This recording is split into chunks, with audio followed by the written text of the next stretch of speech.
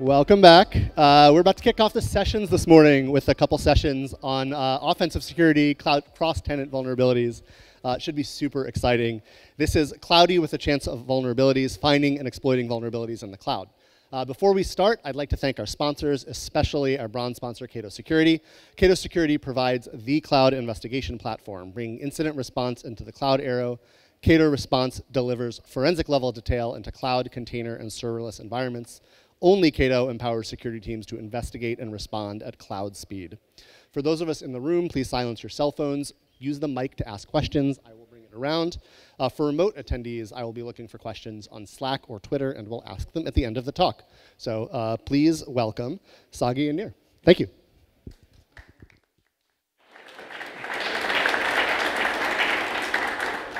So thanks for the introduction, and welcome to our session, Cloudy with Chance of Vulnerabilities. Today we are going to talk about how we find and exploit vulnerabilities in the cloud.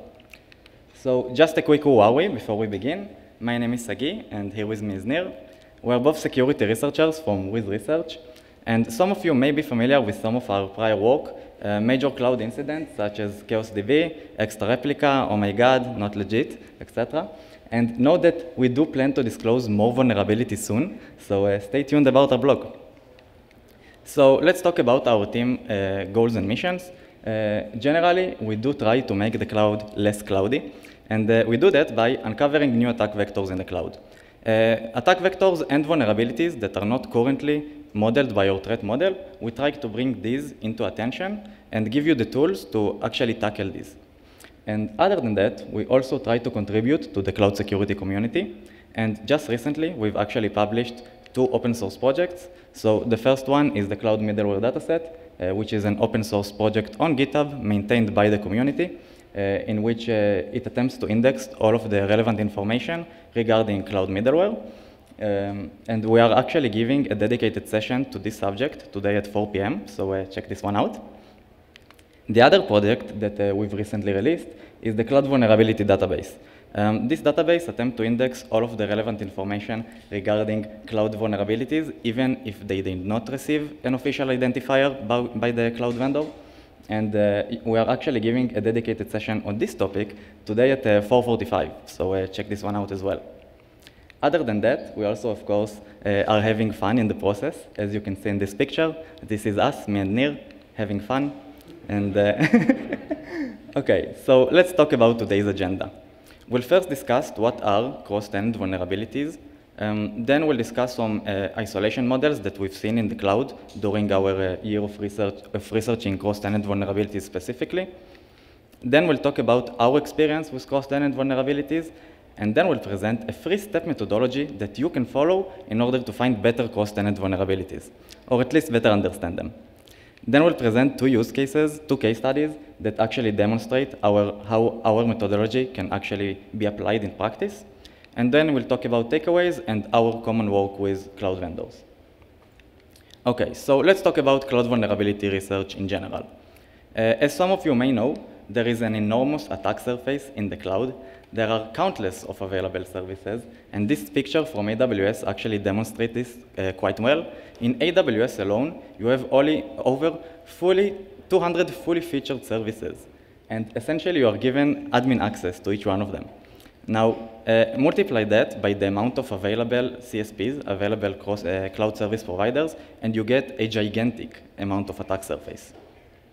Now, in some rare cases, even cloud vendors can make mistakes.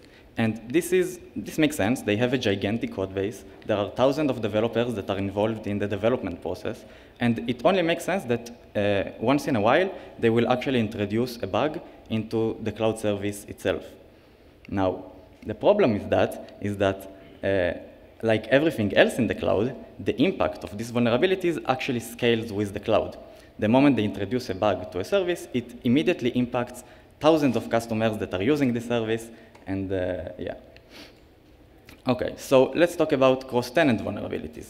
Essentially, the goal or the impact, depends on which side you're on, is to be able to access other customers' data. Now, this can be done by actually accessing the data in a raw matter, like accessing the raw data, or either getting secrets to the cloud customer or getting the ability to execute code on the compute instance. But the whole idea behind these vulnerabilities is that these are an attacker's holy grail. At the end of the day, every network operation goal is to be able to access a company's data. And if you can manage to do that with a single vulnerability, this is like a significant finding for attackers. We've also found it to be actually the most frustrating type of vulnerability to cloud customers. And this is because as a customer, you can have the perfectly configured environment. You can have like the perfect resource policy. You can have no EC2 instances with available vulnerabilities. But since the cloud vendor made a mistake, you are now impacted by this vulnerability. And this is simply out of your control. We've also found this type of vulnerabilities to be especially relevant to managed services, so platform as a service and infrastructure as a service, and we'll actually touch on this subject a bit later during the presentation. And for all of these reasons, this is why we love this type of vulnerabilities. Okay, so as some of you may notice, in the last year and a half, there were released a lot of cross-tenant vulnerabilities, actually about a dozen of them. And can anyone tell me what's common between all of these vulnerabilities? So all of these vulnerabilities were actually found in a 10-kilometer radius in Tel Aviv, Israel. Now, I don't know what is it with Israeli researchers and cross-tenant vulnerabilities, but apparently they're quite good at it. Okay, so let's talk about how we find cross-tenant vulnerabilities. And in the last year, we've actually spent a lot of time and resources into cloud security research in general, and especially into cross-tenant research. Now, we try to summarize our entire experience into some sort of a methodology or a tutorial that you can follow in order to either find cross-tenant vulnerabilities on your own and enhance your research, or better understand their inner workings. Now, we think it's worth mentioning that by following this exact methodology, we've actually uncovered 6 cross-tenant vulnerabilities in the time span of a single year, which for a team of 4 researchers is quite impressive, if you ask me. Okay, but before we start talking about how to find cross-tenant vulnerabilities, we first have to understand our target. And in most cases, our target would be a managed service, a PaaS of some sort. So I'll start this one with a question. Let's say that you are an engineer and you are in charge of designing a PaaS service and you want to enforce data isolation inside your service. So you want to make sure that tenant A won't be able to access the data of tenant B and vice versa. How would you do that? Now, to make this question a bit easier, let's imagine that you are designing a database service specifically. So we actually have many talented engineers at Wiz, which comes from different backgrounds, and we went ahead in the office and actually asked them this question, and we got a couple of answers. So the first answer was, okay, so I have a virtual machine. This virtual machine runs a container. This container will run the database instance, and for each customer, I'll have a separate user inside the database. So each customer receives a different set of credentials, and therefore they are not able to access each other's data. Another option that we got is, okay, so once again, I have a virtual machine, but this time, this virtual machine runs a container per customer. So each customer will have its own container and its own database instance, and therefore the data isolation is enforced at the container level. But notice that the virtual machine is still shared. The third option that we got is, okay, so once again, a virtual machine, a container that's running a database instance, but this time, each customer actually receives its own virtual machine, running its own container, running its own database instance. So in this case, the data isolation is actually enforced at the virtual machine level. Now, the question remains is, which model is actually better? And this is like a really tough question to answer, because in reality, in practice, during our last year of research, we've actually encountered all of these models. And on top of that, we've actually encountered more models that we didn't have time to cover, because we only have like 40 minutes. So, and the truth is that these models actually vary from vendor to vendor and from service to service. So a single cloud service provider may use a couple of different models, and even the same service can actually use different models, depends on the offering. Now, of course that each model has its own pros and cons, but since we are security researchers, we can only evaluate the models based on their security posture. And the truth is that some security barriers do prove to be stronger than other security barriers. A virtual machine is a stronger security barrier than a container, for example. So now that we have a general idea of how a managed service might look like behind the scenes, let's talk about implementation details. And we'll only discuss the third model, since this is the model that we are most familiar with. This is the model that we most commonly see inside our research. So you have an application. This application runs inside a container, and this container is running inside a virtual machine. Now, one of the reasons that you chose to use a PaaS and not a self-hosted solution is because you want to enjoy the benefits of a PaaS. You want to be able to scale your instance via the cloud portal. You want to be able to reset user password with ease. You want to have more granularity in terms of permissions inside your application. And all of these features are usually implemented by a component called the control plane. Now, in the same way that the control plane manages your instance, it might as well manage other customers' instances. And from our experience, if this is the case, in some cases, since all of these customers, all of these instances are managed by the same control plane in the same environment, they might have network connectivity between them. Now, let's say that you are an attacker and you've managed to compromise your own application. So you're the purple guy over there, and you want to be able to access another tenant's data. So the purple mark over there.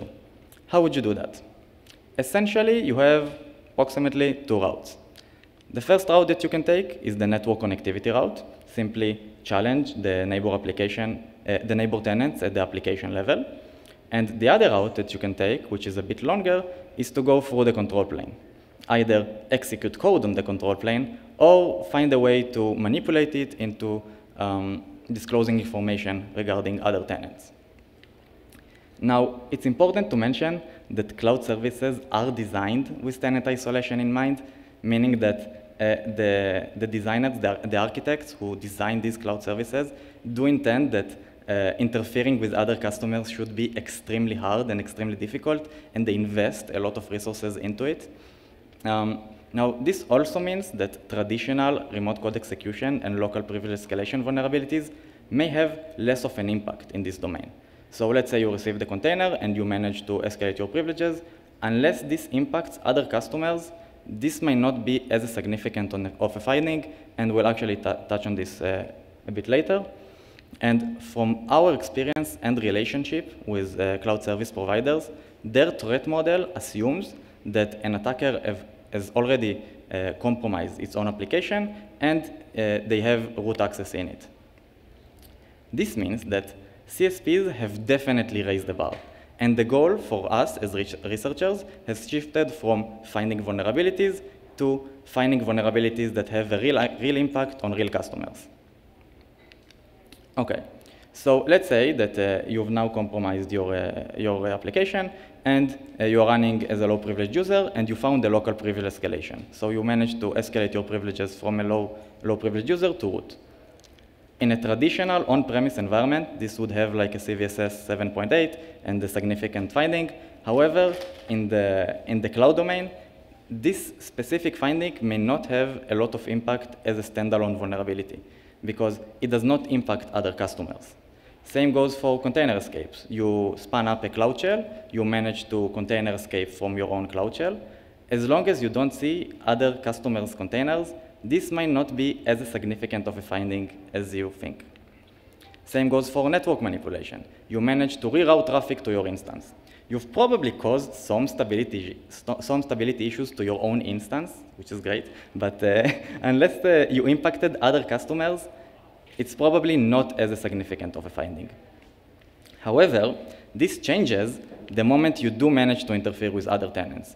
The moment that you've managed to interfere with other tenants, this is when the cloud service provider definitely cares, and you should probably pack up your research and send it to the cloud provider so they'll be able to fix what you found as soon as possible.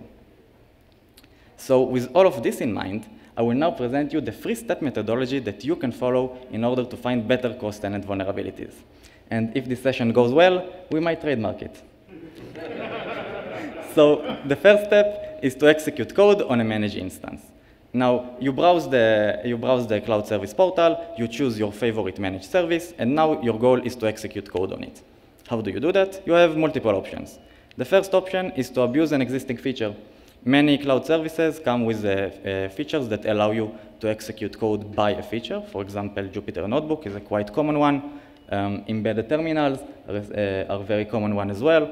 Essentially, you are using a feature given you by the cloud provider to execute code on your instance. Another option that you got is to use a more of an unexpected way of executing code. For example, loadable extensions. Not all developers and engineers, and specifically the engineers who design these services, know that by loading an extension to a database, for example, as a side effect, you can actually execute code. And I'm referring, for example, for the UDF in MySQL, when you can load certain functions that comes in a binary form. These functions can be malicious as well. Same goes for package installations. Not all developers know that during the package installation, for example in Python, if you manage to install a malicious package by a malicious maintainer, this could have the side effect of executing code. And we've seen services that actually let you specify which packages you are dependent upon. And this might mean that the developers of this service may not be aware that code will actually be executed so early into the process. Same goes for custom connectors. Let's say you want to migrate your database from one cloud service provider to another, and they don't have the connector that you rely on. Some of them will actually let you upload your own database connector. And database connectors are essentially Java applications or native binaries. They can execute malicious code as well. And the third option that you got, which is our favorite, is to use bugs and vulnerabilities. The reason that this method is the one that we prefer is because the less obvious your method of executing code, the better chances that you have to actually have a successful research and find the cross-tenant vulnerabilities. This is for two reasons. The first reason is that the cloud service provider may not be expecting you to execute code at that level. And the other reason is that you actually compete with other cloud security researchers.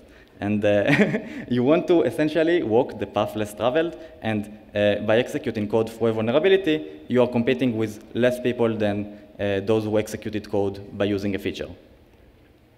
Okay, so the entire goal behind this step is to go from you have no initial access to the target environment, you are nowhere on this diagram, to a point where you have compromised your own application.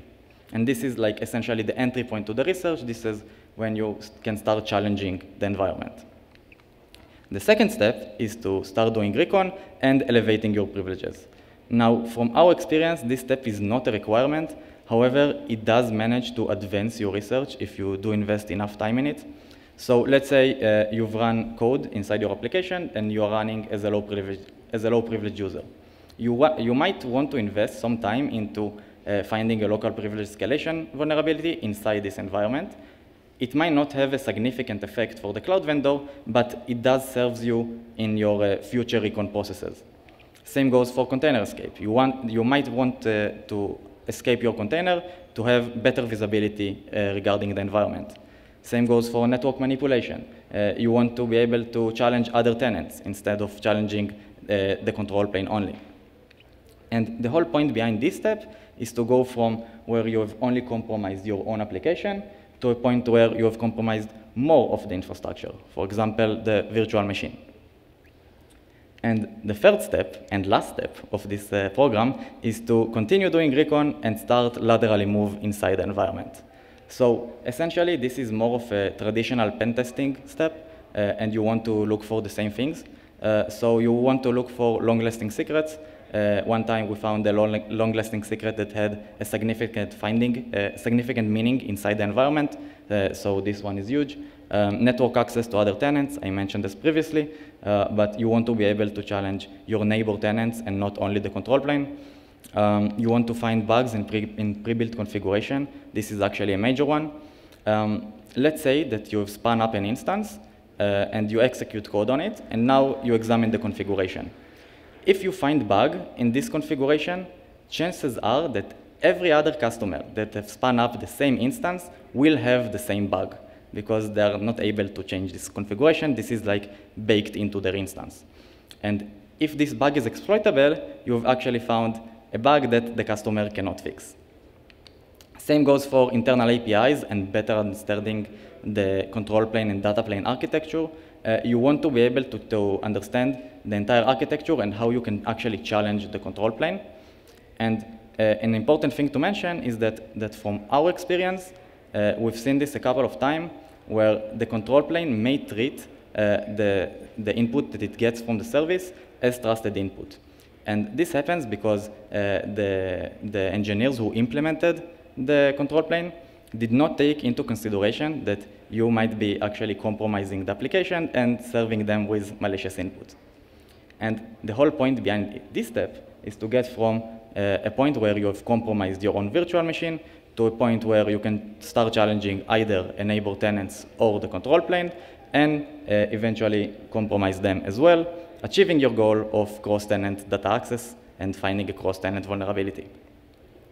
So I will now invite Nir to stage to showcase you with 2 case studies that apply our methodology and their inner workings. Nir. Thank you, Sagi. So yeah, I'm going to walk you through 2 case studies that showcase the exact methodology that Sagi just showed you. And I'll begin with ChaosDB. ChaosDB is the first cross-tenant vulnerability that we found. And this is the vulnerability that allowed us to take our research process into a methodology that later on served us well for finding more cross-tenant vulnerabilities.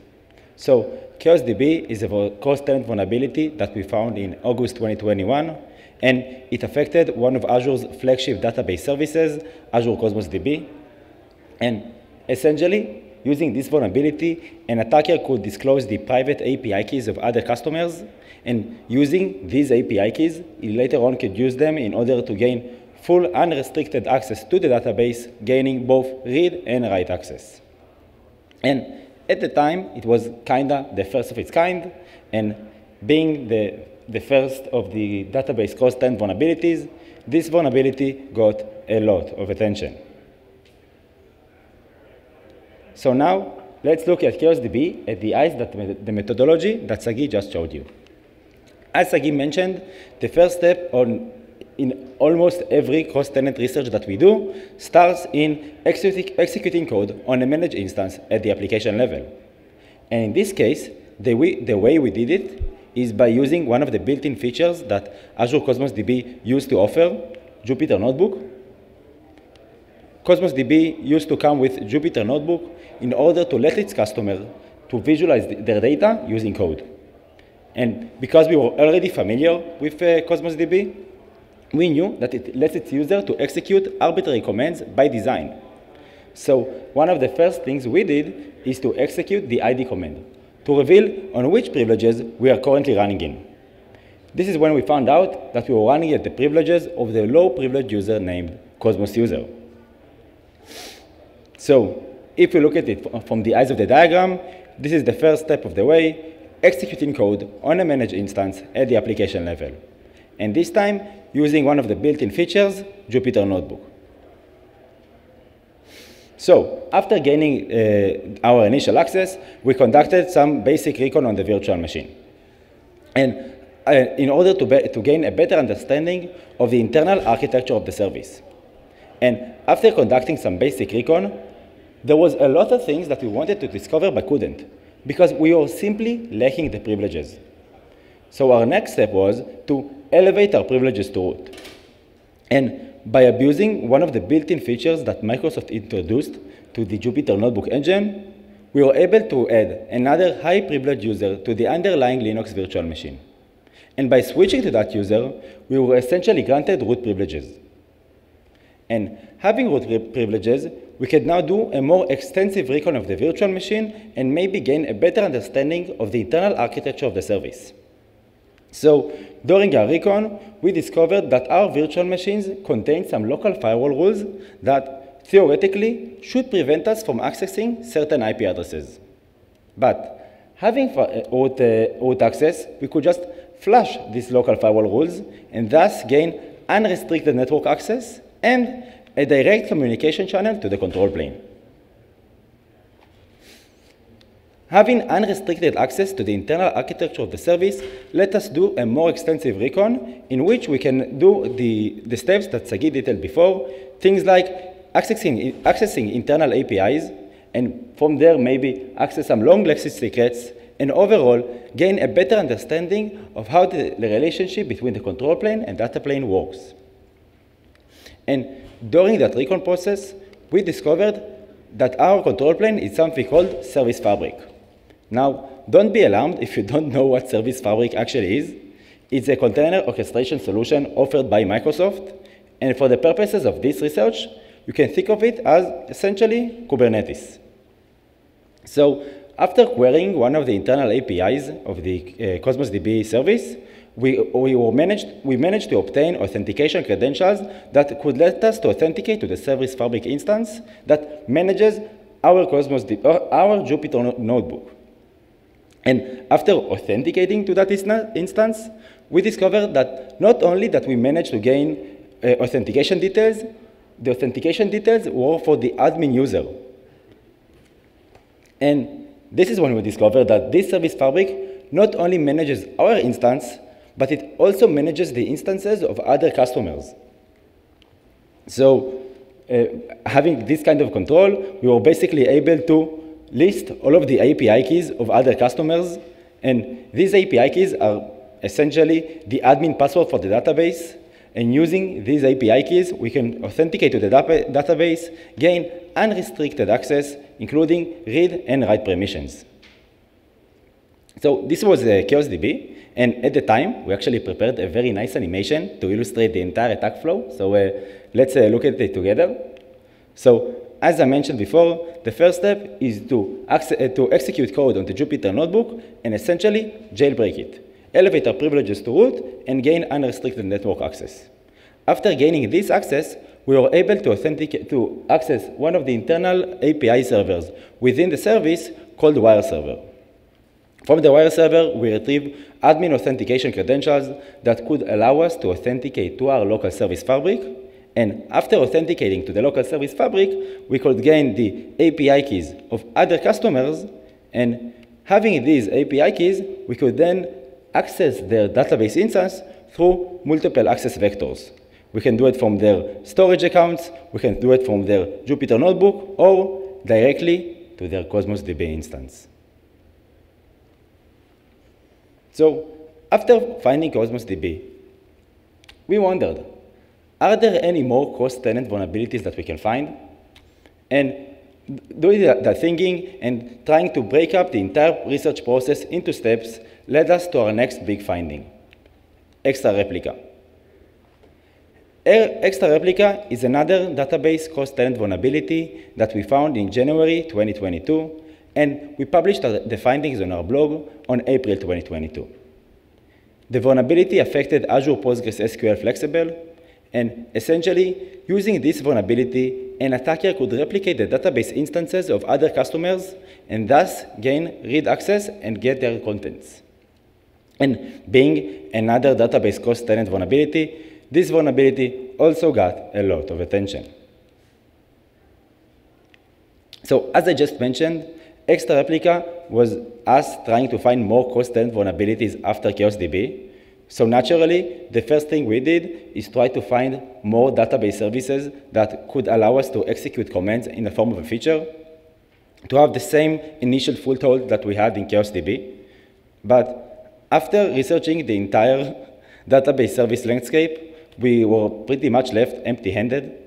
We couldn't find any other suitable research candidate that have a very straightforward way of executing commands. So we tried to take the road less traveled. We were thinking that if we manage to find a vulnerability in one of the database engines served by the cloud service providers, we might be, as Sagi mentioned before, gain like some sort of an unexpected way of executing commands. So the database engine we chose to research is PostgreSQL. Being a very feature-rich and common database across all cloud service providers, we figured that if we manage to find the vulnerability there, it will have a lot of impact because one vulnerability in PostgreSQL might affect multiple cloud vendors. So at the end of the day, we did actually manage to find the vulnerability affecting Azure PostgreSQL, the implementation of PostgreSQL in Azure, not like PostgreSQL specifically. And if you want to find out more about these vulnerabilities that affected multiple cloud vendors, you can check us out at this year's Black Hat. So after finding the vulnerability in PostgreSQL, we managed to execute code on the underlying instance and gain our initial foothold in the research, executing commands on a managed instance at the application level. But this time, using a vulnerability in PostgreSQL. Next, as we showed you before, what we are doing here is doing some recon and removing security barriers that prevent us from doing further recon. And as it turns out, in this case of Extra Replica, there was no need to remove security barriers because even during our initial recon, we discovered that we have direct network access to the database instances of other tenants. When we did our initial recon, we discovered that our instance has a few network interfaces. And when we scanned these network interfaces, we saw that there is a lot of endpoints that we are able to connect to through port 5432, the PostgreSQL port. So we conducted a quick experiment. We spun up 2 Azure PostgreSQL instances in completely 2 different tenants, tried to connect to each other, and it worked. So we said, okay, let's try to make it harder. Let's configure the firewall in such a way that the database instance should deny all incoming network access. So we tried to connect to the database instance through the internet, and as you would expect, that didn't work. But then connecting through Azure's internal network did work, meaning that already this early into the research, we broke one of the basic premises of the cloud isolation. When I'm in my instance, I should not see any other instances within the Azure internal network. I should be completely isolated. So already we have one significant finding, a complete firewall bypass for Azure PostgreSQL. But then we did even more further recon into the configuration files of the PostgreSQL instance. And there we discovered how one of the features offered by Azure works behind the scenes. Azure PostgreSQL lets you replicate your database instance in a click of a button. And apparently, the way it works behind the scenes is through a special user called replication. And if you look closely, you might notice that the authentication method for the replication user is through client certificate authentication. And digging through some more configuration files, we discovered that this is the regular expression that validates the subject name of the certificate. And eagle-eyed spectators in the audience might notice that this regular expression is a bit over-permissive. It ends with a dot asterisk, meaning that we can craft our own certificate to bypass the authentication for the replication user simply by registering it under a subdomain of a domain of our control. In this case, wizresearch.com. So, combining both of these findings, the unrestricted network access and our possibility of crafting our own certificates, essentially granted us the way for another cross-tenant vulnerability. But this time, it wasn't through the control plane, but it wasn't even by talking to the control plane. It was all through the Azure's internal network, abusing 2 misconfigurations, of one being to access the database of other tenants within the Azure internal network, and us crafting our own certificates. And now, I think will be a really good point to mention that not every security research is the same. And for instance, in every security research, you need to learn a lot of things along the way and overcome some unique technological challenges. For example, for this research, we needed to learn a lot about PostgreSQL internals in order to find the Postgres vulnerability that served us as the initial foothold in the research. And we also found some things that we didn't think would be useful resources, but did became useful resources during our research, things like the certificate transparency feed, and I'll explain why in just a minute. For every new Azure PostgreSQL instance, this is the URL it looks like accessible from the internet. This is the URL I'm entering in order to connect to my database. But in Azure internal network, the place where we are actually exploiting our vulnerability, this is the name of the database. To what seems to be a randomly generated identifier for each database instance. This means that without knowing the internal identifier, we cannot pick and choose which database we want to replicate. We can only randomly scan Azure's internal network and randomly replicate the databases of other users, which significantly lowers the impact of the vulnerability. So how do we overcome this challenge? So apparently for every new Azure PostgreSQL instance, a new certificate is issued. And the certificate contains both of the public identifier, the Wiz Research Target 1, and the internal Azure identifier. So we can search the public certificate transparency feed, the place that lists all the publicly issued certificates with the public identifier of the database, and then reveal the internal identifier. So essentially giving us the entire attack flow of us being able to pick and choose which database or instance we want to take over. And another point I want to stress is that although both of the vulnerabilities have the similar impact, they have drastically different vulnerabilities. From the initial foothold of gaining code execution through Jupyter Notebook, or gaining code execution through vulnerabilities, or gaining access through the control plane, or getting access through the internal network, and even the replication process, or gaining the access for the user's password. But they both follow the same core methodology. Execute code on a managed instance. Elevate your privileges to remove obstacles if needed, and then lateral move within the environment. So let's do a quick summary of 1 year of researching cross-tenant vulnerabilities. The main takeaways of us researching cross-tenant vulnerabilities in the last year is that CSPs are not immune to vulnerabilities. But as Sagi mentioned before, vulnerabilities in the cloud scale. And once you find a vulnerability in the cloud, it immediately affects countless of organizations simultaneously. And another thing that we found useful is to do variant analysis. Sometimes a vulnerability that you find that affects a single service might work on other services or even work across cloud providers. And therefore, we encourage you to read the work of other researchers and try to apply it to different services and other cloud providers, because to be honest, there's enough attack surface for everyone. And another thing that we learned is that we think that bug bounty programs are really an effective way of improving cloud security. It gives researchers the incentive to research vulnerabilities and report them to the vendor. And you can only imagine what will happen if these kind of vulnerabilities will land in the wrong hands. And having a good bug bounty program might explain why you see so many Azure bugs. We personally think it's because Microsoft has the best bug bounty program and a very solid security culture.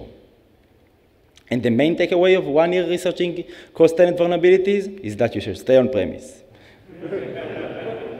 I'm just kidding. Having the CSP's finest security folks fix your security issues in record time is another very significant advantage of moving to the cloud. And there's one more thing that Sagi promised you that we're going to touch on, and is that our collaborative work with cloud providers.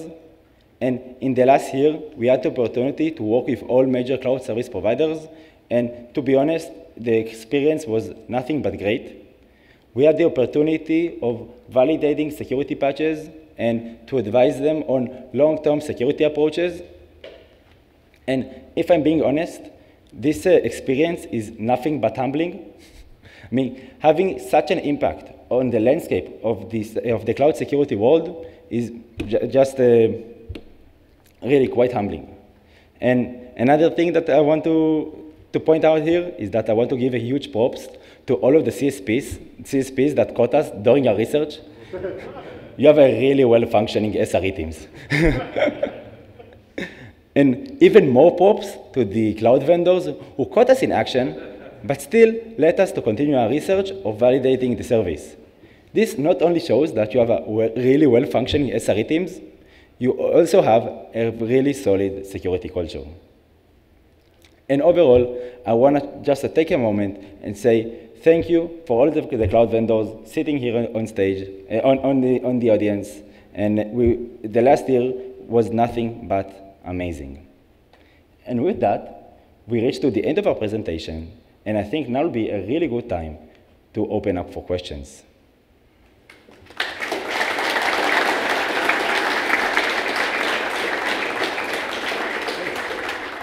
Any questions?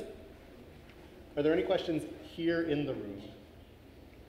All right, we'll go to Slack first. One of my questions is, so aside from living outside Tel Aviv, what is the background that makes for a good vuln researcher? Is it different from a, from a typical AppSec researcher? So I think that like a traditional AppSec and pen test background makes a really good approach for approaching cloud security, because you're approaching it from a view that it's not like the cloud. It's just another network that you need to lateral move within it. And you, like traditional application security vulnerabilities that you find on on-premise environments are also applicable in the cloud. So that's networking stuff. Cool. Another question. So you said that all of your experiences of dealing with cloud providers were positive. That doesn't resonate with other researchers. So what did you do to get their attention? Can you sort of compare and contrast AWS, Azure, GCP, and what working with each cloud provider is like? Okay, so essentially, once you submit enough bugs into a certain provider, you get your own VIP handler, and then and then you become friend with him, and then you learn to appreciate each other, and it's some sort of a relationship. We delay our blog post, and they appreciate our bugs, essentially. So you have to kind of get to know them over, over a period of time. Get to know the people that are handling your cases. Okay. And so anything to say about sort of the difference of the three cloud providers? So it's the same for kind of they're all great. Yeah, they're all great. Yeah, they're all great, yeah. And there are more than three. What's that? There are more than three cloud providers. That's true, excuse me. More than three cloud providers, that's true. Yeah. And then one more question I had, which is, you kind of talked a little bit how CVSS is not particularly helpful in this context. I know a lot of people have questions about CVSS. Is there any other way that you think of that we should rate or understand the value of a particular vulnerability? That's a really tough one. Yeah, I agree that CVSS is not the accurate measure of evaluating security vulnerabilities. We actually, in cloudvulndb.org, we attempt to rate the severity of the vulnerability from the impact. But yeah, I guess CVSS is the best that we got. Do you agree? Yeah, and if you wanna find out more about the difficulty of rating cloud security issues, I encourage you to check out the talk we have later on today. We're discussing exactly this. There's a question over there, by the way. Yeah. Thank you. Yeah, sure. Yeah, so great presentation. And for the Chaos DB example that you went over, it showed that you were able to compromise the Chaos DB instance and gain access to the Service Fabric cluster, and then port into other customers' instances. And so with the FabricScape vulnerability that just came out with Unit 42 several weeks ago, that was also a Service Fabric cluster Linux container breakout. My question is, when do you stop poking holes and trying to inflict pain? What's your point of satisfaction? And have you found multiple vulnerabilities once gaining that root, that control plane access? Yeah. So basically, we stop when we encounter the data of other customers. Until then, having a local privilege escalation vulnerability doesn't have a real impact because you only escalate your privileges on your own instance, so it's not really a severe vulnerability. But once you get to the data of other customers, this is definitely where you should stop, and you report your findings to the vendor. Yeah, stay responsible, and I also think that the cloud vendors actually appreciate this, because it is not in many cases that you get to challenge like the deeper security barriers, and if all researchers stop at the like initial access part, the rest of the deeper security barriers remain unchallenged, and therefore when a real attacker actually comes to exploit these, there are low-hanging fruits that are still there. So it's like, I think it's also beneficial for the cloud service provider as well. Sure.